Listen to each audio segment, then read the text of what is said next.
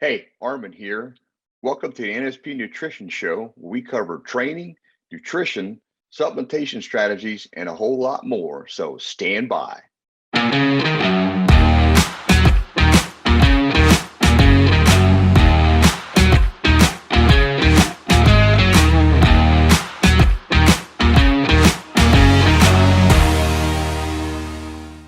Hey, and welcome to the NSP Nutrition Show. I'm Armin Eckelbarger. And I'm Frank Mills, and I say this every week, but we have another great show. And this week we've got a two-parter, part one today, part two next week. But Arm and we're going to be talking about what to know about hormone therapy. That's part one. And in our second segment of the show, what foods are best to help optimize hormone levels. So a lot of good content today. And, Armin, this is our first two-parter. Where'd you come up with this? Well, Frankie, it could actually be more than two parts. We're going to see how it goes for one and two so far. But we could have a third show on this one. It's a really broad and intense topic, in my opinion. Well, what to know about hormone therapy? There's a lot of information out there on hormone therapy. A lot of people have different thoughts about what it is, what the processes are, and all that good stuff. We're going to cover a lot of this. But, Armin, this is a topic that should create a lot of tension, right? Well, yeah, I mean, because it's like this. Most people, if they're not feeling good and they do some research, they're going to find out how important hormones really are, because they are very important. And so once they realize that, because this is what happened with me, I didn't really realize how important hormones were until I started studying the aging process. And then it was like, oh, wow, this is pretty important. So that's what you have to kind of keep in mind. And when you get into this particular topic, there is a lot to know, because things are still in the early stages, in my opinion. Now, I've been on therapy about 10 years now. And so I've learned a tremendous amount about what people should know. And that's what I help my clients with as well, is to get a good understanding of how to prepare, or how to educate yourself so that you're well informed, because unfortunately, the medical community is not as well informed as people may think. Right. The only thing I knew about hormones is like my wife, it's hormones, or her hormones are worked up or whatever like that, right? You hear a lot of guys talk about that. I never heard anything about guys' hormones unless they talked about testosterone. So, well, like on that point, Frank, that has to do with the female cycle, because every month they cycle, and it's hormonal time. Right. Issues. So that's what we're familiar with. That's what most people are familiar with. Well, there's a whole lot more to it, that's for sure. So where do you want to start, Armin? Well, like anything, as you start to research this topic, what you're going to figure out is you got to know where you are. Right. So this is going to require, first and foremost, getting a comprehensive blood panel done that's going to tell you where things are at this point in time. Right. And the challenge is most doctors, they're only really dabbling in this area, and it's basically with what they understand from the pharmaceutical companies, because that's who's providing some of the solutions, and that's what's being promoted. And that's another element in itself. All right. But unfortunately, when you go to a doctor, you start having this topic, they either going to tell you to not worry about it, depending on how old they are and what they know, or they're going to say, yeah, we can check. And they may check your total testosterone, and maybe you're free. And if they got any kind of experience, they may even check your estrogen level, which is your estradiol level. And then we're talking about a male here. We're not getting into the female spectrum, because that's a whole nother conversation. Because they have a lot of hormones, as we kind of mentioned earlier. Well, so, I'm sure a lot of yeah. All right. So, sorry about that. So go ahead. Oh, it's no problem. So all I was going to do is conclude that you really need to get lab work done, but you need to understand what kind of lab work needs to get done. Gotcha. And that's where I was going with my question was, what should be in a comprehensive blood panel? I mean, a lot of people are probably wondering that. And that's where the bigger issues are. And so I'm going to try to do what I can to explain this. So you kind Okay. of want to bear with me on some of the wording here, because these words, they're medical based. So, Right. but like any lab work, what you get at a doctor's office is typically a metabolic panel, and then a CBC, or cell blood cell blood count. So what these Okay. do, they check your liver function, they check your cholesterol and triglycerides and glucose, and kidney function, and the standard basics of how the body's functioning from that perspective. But if they want to do hormones, that's where you get into the reality of how many hormones are actually in the body that need to be checked to see how they're working. Okay. So what this means is, when you get with the right professional, okay, then they're going to check your total testosterone and your free testosterone, because they're two different things, and there's a lot of things to know about those. They're going to check your estradiol level, which is the estrogen, which has an effect on testosterone. They're going to check your pregnenolone, and you're going to check your DHEA sulfate. These are hormone precursors. These help you to make hormones, and you need to get those checked before you consider doing therapy, because if those end up getting brought up into range, they can help you get you back on your feet. And there are over-the-counter supplements that can do that, but you got to know what protocol to do. So then on top of that, you need to be checking your sex hormone binding globulins, because this affects how much free testosterone you have. And then you have luteinizing hormone and follicle stimulating hormone. These are also components that help you make hormones. So you need to see how they're doing. And then you have DHT, which is dihydrotestosterone, which is another type of testosterone that your body makes. It also helps with your strength levels. Then you have IGF-1, which is insulin growth factor 1, which is a form of growth hormone release, a marker for that. So you know how that's performing. Then you have the PSA, which is prostate specific antigen. This just checks your prostate to see how it's doing, making sure it's not getting enlarged and having other issues. Cortisol, which can affect fat loss and how your body's functioning, because it's a stress marker. And then you finish up with TSH, which is thyroid stimulating hormone. And then there's two components of that typically will be checked to see how they're converting. That would be what's called T3 and T4. T3 is, the name for T3 is triiodylthyronine, which probably butchered that up, but that's my way I'm pronouncing it. And then thyroxine is your T4. Now, to finish all that off, I also recommend that they have the vitamin D level checked, which is vitamin D 25 hydroxy. Have that added to the panel. So that's a really good comprehensive panel. Now you can add a few more things onto this, but that one is going to tell a really good story to know where you're at physically. Well, that seems like a whole lot of checking. And that's a lot. So how much is something like this going to cost somebody?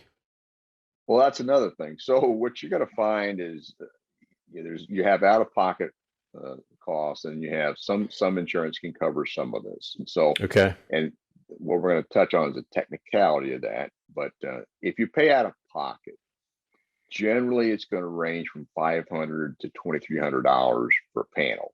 So that's what you need to know, is not getting taken advantage of. Okay. So, like for the people I work with for that particular panel I mentioned, it's around $500. But if you go to Quest or LabCorp and you try to buy it from them, or have a doctor run a prescription and try to buy it that way, it's going to be around $2,300, which is just outrageous and total rip off. So you got to keep that in mind as well. All right. So then, if the doctor that you're working with has knowledge and they know what they're doing, they can have some of this covered under insurance. But the key thing is they have to know what codes to mark so that it would be covered by insurance. And it's kind of tricky. So the best thing to do, if you want to try to have it covered by insurance, have this test done. You need to get with your doctor, make sure that he's even willing to do it. Because here's the thing. A lot of doctors don't want to take those tests because they don't even know what to tell you when the results come back. And that an eye opener. I was totally shocked by that as well. That's a very common thing. They're like, why do you need that? They can't even tell you why you even need it. Okay, which Hmm. is that means you got the wrong person. Okay, Right. Right. so if you have the right doctor, then they know how to code it. So you would call your insurance company and tell them these are the tests I'm going to have done. Are they going to be Hmm. covered? And if Okay. they say yes, then you want to get that person's name and all their information, because things seem to change once somebody says something. So, as another backup, if you talk to your insurance company, get their name, their information, the date you talk to them. Because if for some reason they say we're not covering that, it's like, no, I talked to so and so, I had this checked, you're going to cover it. Because Hmm. I've seen this happen before. So Wow. that's Okay. another thing to kind of keep in mind. Unfortunately, these are some of the things you have to go through right now until this whole process gets more understood and becomes Hmm. more regular. It's not there yet. All right. So let's say you decide to do this. You actually go and you have your blood work done. When the results come back, what should you be looking for? All right, that's a good question. So what what I've learned is you need to focus on the things that are not in what's called optimal range. Okay, because there's going to be ranges on the lab results. You have a low end and you have a high end, and these are the ranges that have been established over a period of time. So that's the thing you start studying and learning about. Gotcha. Gotcha. So can you clarify what an optimal range means? Yeah, good question there too. Okay, so what optimal range is, I'm going to use total testosterone in this particular example. Okay, Okay. so if your testosterone, most lab work is going to come back with a range of say 200 to maybe 1100 picograms a deciliter. There's different measurement systems that they use, but we're going to use 200 to 1100 as the range. Okay, so you Okay. get your lab results back and you see your total testosterone, and if it's sitting at 800, that's pretty good. That's close to 1100. That's good news. Now, if it's sitting at 300 or 350, you're close to the 200 range. That's not good. And if it's under 200, that Hmm. just means you got some problems going on. Okay, so that's what you're looking at. Where are you at in the range? And so, an optimal range to me, and what I've learned from the medical community Yeah. is 800 to 900 is optimal range, and that typically means you're feeling good. Now, again, you need to have your free check because that can also affect it, even though you have an optimal range on your total testosterone. But Hmm. that's what you're looking at. You're looking to figure out where you're landing. Because, like on your estrogen level, you want to be on the lower end. You don't want to be on the higher end. So you want that estrogen level to be on the lower end, which typically ranges from like 10 to 15 to 40 or 50 as a Right. marker. Again, I'm not getting into all the details of that. I'm just using the number of ranges. But you want to be on that lower end as an example. So they're all going to vary some. Some you want the lower end, some of them you want the higher end. So that's what you're talking about Gotcha. with optimal range. All right. So what happens if you find out that you're not in the optimal range? All right, so that's where the real magic has to happen Okay. if you have the right professional. So, and this is the most important thing is if you have the right professional. And I've had to learn this. I've worked with multiple doctors, Hmm. probably four of them now, and there's always a lot of nuances with each doctor, but you need the correct protocol to implement. So you bring your whatever level is out of range back into optimal range. And so a simple example of that would be like if you're pregnenolone and your DHEA, which are hormone precursors, are not in optimal range, all you need to do is take enough of the supplement to bring it back into optimal range, as an Hmm. example. Okay. But the thing is you need to find people who specialize in this, and I prefer to have them at nerd status, so they're really into it, so that Hmm. you're getting good information and good data. And then if the protocol is not working, they kind of know what to do to tweak it to make it better to get you back in optimal range. And once it gets back in optimal range, you're going to feel better and you're going to feel younger. I mean, it's going to have a better effect because you're putting things back to where the body likes it. Okay. So can you dig a little deeper on this? Because I'm sure everybody still has a little bit more questions about, uh, about kind of where you're headed. Like, so let me give you an example. Like for me, myself, okay, Hmm. my pregnenolone levels were not in optimal range, and my DHEA sulfate was not in optimal range. That's the Okay. measurement systems that were on the lab work. So with the professionals I'm working with, they have me on 200 milligrams of pregnenolone and 25 milligrams of DHEA. So I take those in the morning on an empty stomach. And so that helps to bring up, because those are hormone precursors that can help me continue to make testosterone and other hormones too, because they help with other hormones, like they do help with estrogen and other components. So that's going to help me with that. And then again, it's just simply just taking, some supplements to do that. And then I can actually improve you naturally. So then you can kind of monitor and see how, how that's going. So that's kind of what, as an example protocol, just in that one area.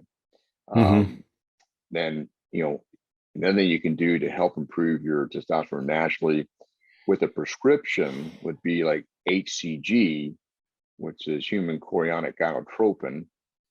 They get it from, I can't remember where they get it from off the top, but I think it's female, actually it's from female fetuses, Okay. the female, that of the urine, something like that. So don't quote me on that, but it's called human chorionic gonadotropin. It comes from females, but this helps Okay. to, another option of that would be clomiphene as well. And what these do, they cause the testicles to want to make more testosterone.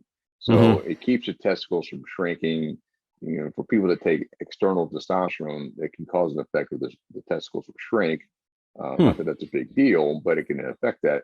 So the HCG helps to minimize that, but also keeps them functioning, because you want to keep your body making the hormones as long as you can to get it in an optimal range. But sometimes none of that works. And so then you may need to take some external testosterone, just enough to move everything back in optimal range. Hopefully that isn't too confusing. No, it's a lot of information, and unfortunately we're kind of running out of time here for part one of what you need to know about hormone therapy. But is there anything else that you'd like to add to wrap up, Armin, for part one?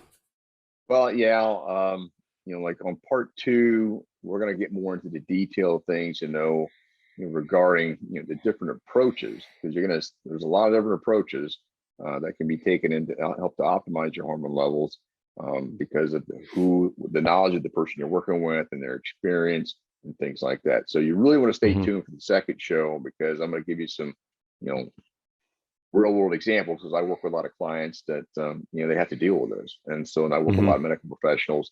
So I get a lot of opinions and a lot of different strategies to help with everything in general. Well, a lot of great information. I look forward to part two for next week, and I'm sure everybody else is as well. Before we go to break, though, I encourage everybody to check out nspnutrition.com. And, I started last week, I singled out vitamin D3, and this week I'd like to single out the milk and egg protein powder. The reason why, it's one of the first things that I tried. And, I've tried a lot of whey proteins. I've tried all different flavors and things like that. And I was very skeptical on trying it, because a lot of them have a bad aftertaste. They don't taste well. And it's just not a quality product. And I was so pleasantly surprised with NSP's milk and egg protein powder. First of all, the texture and flavor is different from anything I've tried. When you get chocolate or cherry almond or vanilla, they all taste like those flavors. And depending on how you mix it, Armin gave a lot of great information, but I've kind of always used to do water and the protein powder, and that was it. Now I throw in a couple eggs. Hey, I throw in like half a banana, whatever. I spice it up a little bit, and I feel like I'm eating breakfast sometimes. And I don't do it every day, but I mean, as in for breakfast, but I can highly recommend all three flavors.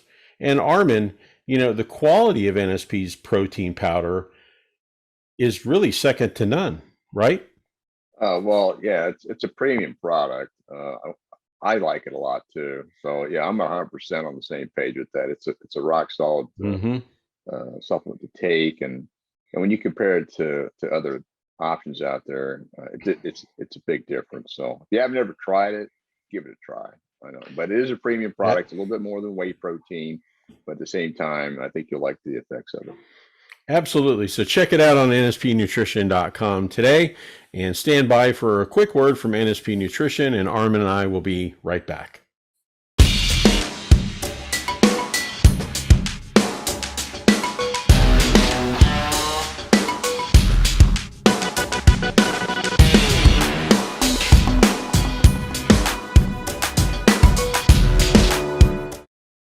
Hey, and welcome back to the NSP Nutrition Show. I'm Armin Eckelbarter.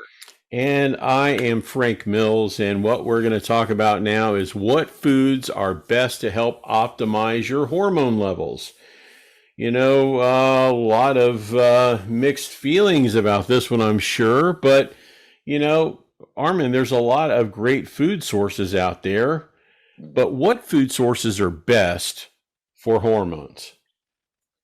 Well, if you do some research on it, this is one of the things that Vince was himself very knowledgeable about is what can help improve hormones, because that is critical to building muscle.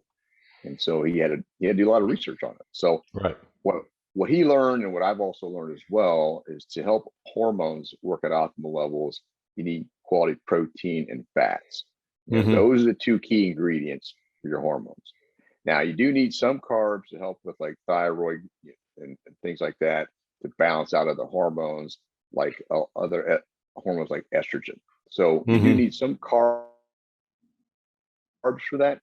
There's not a lot, but you do need some for that. But your key ingredients are going to be protein and fats. Okay. All right. So can you give me some examples on what these food sources might be? All right. So the really obvious ones are going to be meat protein. Meat protein, it's got the amino acids that come from the protein and has fat already built into it. So Mother Nature, as Vince would put it, made it that way for a reason. And they're both acidic in nature. They digest well.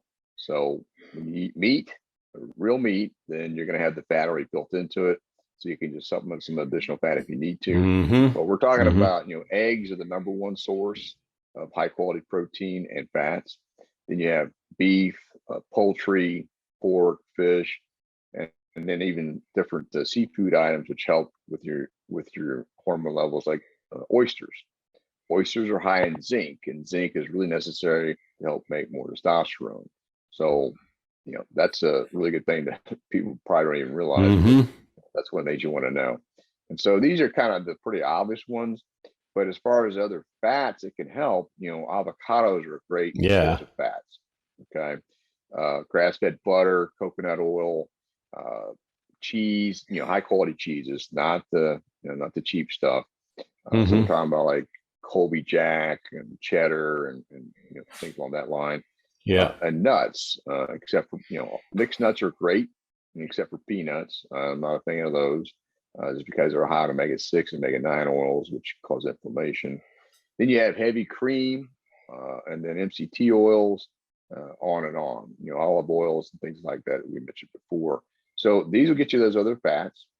Now, regarding carbs, okay, the cruciferous vegetables are really important, because what they can do, they help regulate the estrogens in your system. And so estrogens, when they get elevated, can, especially for females, as an example, can cause cancer. It can cause other tumor-related cells to grow. For males, it affects their absorption of testosterone and the hormones that they need for good energy. That's why they need to be managed. So cruciferous vegetables, which are we'll talk more about on that. So really, that's kind of interesting. Can you elaborate a little bit more on that, Armin?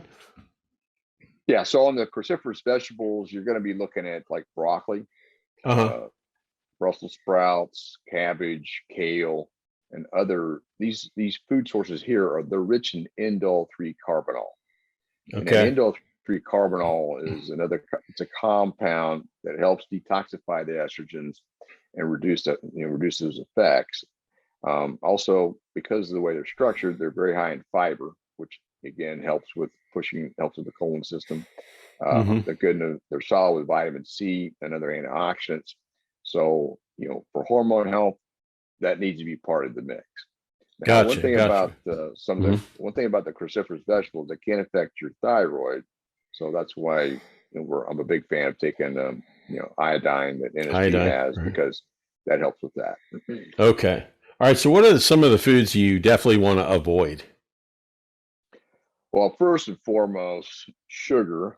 Okay, excessive amounts of sugar. Right. Typically, what they say, the body only needs 15 grams of sugar a day, so we're killing that daily. It doesn't take anything Hmm. for that. And Right. then Right. you got to avoid processed food. There is no nutritional value in processed food. So this is the quick, easy stuff that's already been prepackaged. Uh, that's not going to help you with hormones. And unfortunately, that's what a lot of society is eating. And I personally think that that's what's causing a lot of people to have bad hormone levels, because of Hmm. what they're eating.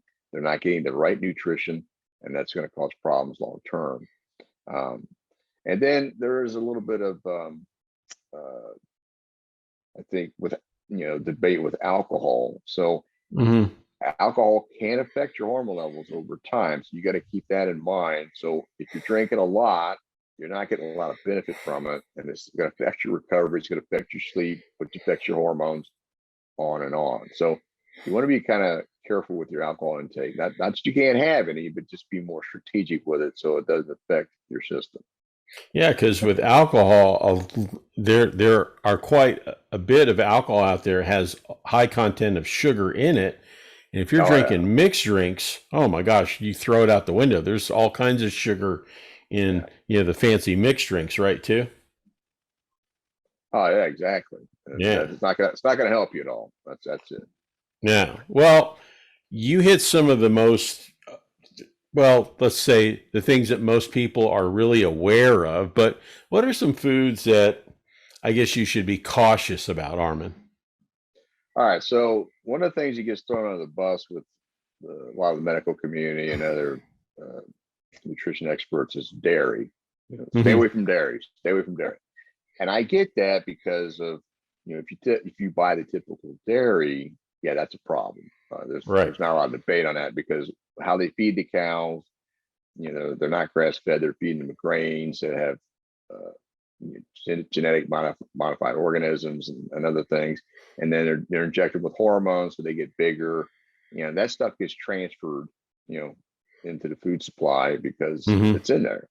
And then even if it's grass fed, there's some debate about how the cows transfer estrogens into the bloodstream as well, because when they even though they're grass fed, they still make some estrogens. And so there's some debate Hmm. about, okay, is it going to raise your estrogen level if you're having some dairy? So Hmm. that's something you want to keep in mind. But I think if you look at how much dairy you're eating, you shouldn't be eating a ton of dairy in the first place. You just eat some. I think Right. you're going to be fine. But there is some you'll read about, well, hey, dairy is going to cause your estrogen levels to go up. So Hmm. that's another good reason to have your hormone levels checked, because you can kind of keep an eye on that. So Right. Right. Okay. Um, we've talked about all kinds of food sources. What about supplements? yeah, so like for example, what I've learned is that for testosterone, if you want to keep healthy levels, one of the things you can take as far as a supplement would be zinc. Now, when you take zinc, a couple things to keep in mind. You want to keep it at 50 milligrams or less. Now, if you start taking more than that, what the research is saying, it affects your copper levels, and that can start causing problems. And it also cause problem with the absorbing the zinc. So stay under 50 milligrams of zinc per day. And I take mine before bed, is when I take it to help, with my testosterone levels. And then vitamin D3, that's also a hormone technically, and it's great for the immune system. So I typically recommend 5,000 to 10,000 units per day. Now you can always run this by your doctor, Hmm. but it's pretty safe. If you get 1 hour of direct sunlight, you're going to get 10,000 units of vitamin D. But Gotcha. most people aren't getting that. So that's one to keep in mind there. And I mentioned before is iodine for the thyroid. You know, uh, that's really important because you want that gland to be functioning at a high level, which helps your energy. and it helps you burn fat because it increases your mitochondria usage. So Mm-hmm. then another one would be magnesium, because your body uses magnesium for almost everything. And then selenium can help with testosterone as well, but you got to kind of watch your intake of selenium. It does help your testosterone, it helps your thyroid, but they recommend no more than 400 micrograms, which is a small amount of selenium. One of the easy sources of getting selenium, though, that not have to supplement, would be Brazil nuts. Very high in selenium. Just eat like 4 or 5 Brazil nuts, and you got your daily quota of selenium. So, wow. Well, Armin, a lot of good info. Any final thoughts as we wrap up the segment? yeah, you just want to keep it simple, and remember that you can never go wrong with eating natural, high quality food. That's what our ancestors did, and it worked pretty well for them, in most cases. Okay, and that's why a lot of parents are outliving their kids, because they ate what they needed to eat. So that's what you got to keep in mind to keep things working the right way. Well, a lot of great information as usual, Armin. Thanks so much. No problem. And hopefully everybody got some takeaways on this. And looking forward to doing the show again next week with part 2. And then we'll have some other nutritional things to add into that one too. Yeah. And if you have any questions or suggestions for a show, we appreciate your comments, your suggestions. And the easy way to do it, if you're watching on YouTube, is just leave it in the comment section, and Armin will scour those and he will reply back to you. And the easiest way too is just send an email, and you can send it directly to NSP Nutrition. It's support@nspnutrition.com. And, we really look forward to topics, emails, and suggestions, don't we, Armin? Yeah, because we're trying to help people here. So, and get them better informed about what they need to know. Absolutely. Well, thanks again for watching this week, and join Armin and I next week for a brand new episode of the NSP Nutrition Show. Hey, thanks for checking out the NSP Show. Go to nspnutrition.com, where you can find a whole heap of resources to help you achieve stunning definition and eye-popping levels of muscularity. Don't forget, you can save 10% on your first order by using the code NSP Show at the checkout. Catch you next time.